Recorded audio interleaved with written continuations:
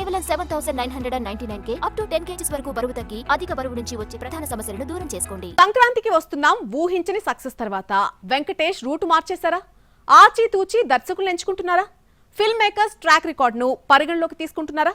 నయా డైరెక్టర్లతో ప్రాజెక్టులంటే ఆలోచనలో పడిపోతున్నారా? Family entertainers నుండి యూటర్న్ తీసుకొని సీరియస్ కథల వైపు ట్రై చేస్తే బెడిసి కొట్టింది వెంకటేష్ విషయంలో.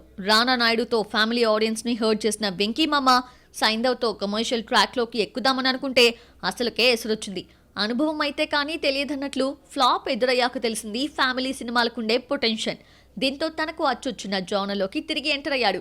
అనిల్ రావిపూడి సంక్రాంతికి వస్తున్నాంతో హిట్ కొడతాను అనుకున్నాడు. కానీ ఈ రేంజ్ లో రీసౌండ్ ఇస్తుందని ఊహించలేదు వెంకటేష్. సంక్రాంతికి వస్తున్నాం రీజనల్ లాంగ్వేజ్ లోనే 300 కోట్లకు పైగా కొల్లగొట్టి సరికొత్త రికార్డ్ క్రియేట్ చేసింది. వెంకీ కెరియర్ లోనే హైయెస్ట్ గ్రాసర్ మూవీగా నిలిచింది. అప్పటి వరకు కెరియర్ ఎటు టర్న్ తీసుకుంటుందో అనే డైలమాలో ఉన్న ఈ సీనియర్ హీరో సిచ్యువేషన్ ని టోటల్ గా మార్చేసింది ఈ మూవీ. ఈ అన్ఎక్స్పెక్టెడ్ సక్సెస్ తో నెక్స్ట్ సినిమాల విషయంలో ఆచి తూచి అడుగులేయాల్సిన సిచ్యువేషన్ క్రియేట్ అయింది.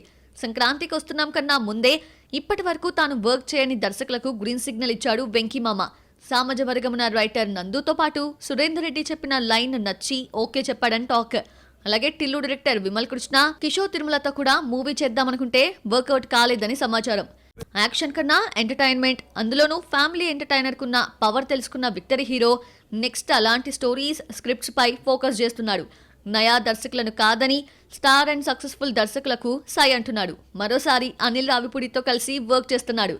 అయితే అది ఫుల్ లెంత్ రోల్ కాదు. చిరంజీవి అనిల్ ప్రాజెక్ట్ లో ఓ స్మాల్ క్యారెక్టర్ చేయబోతున్నాడు. అలాగే నువ్వు నాకు నచ్చావు, మల్లీశ్వరి లాంటి భారీ బ్లాక్ బస్టర్స్ కి రైటర్ గా వర్క్ చేసిన దర్శకుడు త్రివిక్రమ్ తో వర్క్ చేయాలని ఎప్పటి నుండో కోరుకుంటున్నాడు. ఇప్పటికీ కాంబినేషన్ సెట్ అయింది. ఇక జీతూ జోసెఫ్ దృశ్యం 3లో కూడా భాగస్వామ్యం కాబోతున్నాడు వెంకటేష్.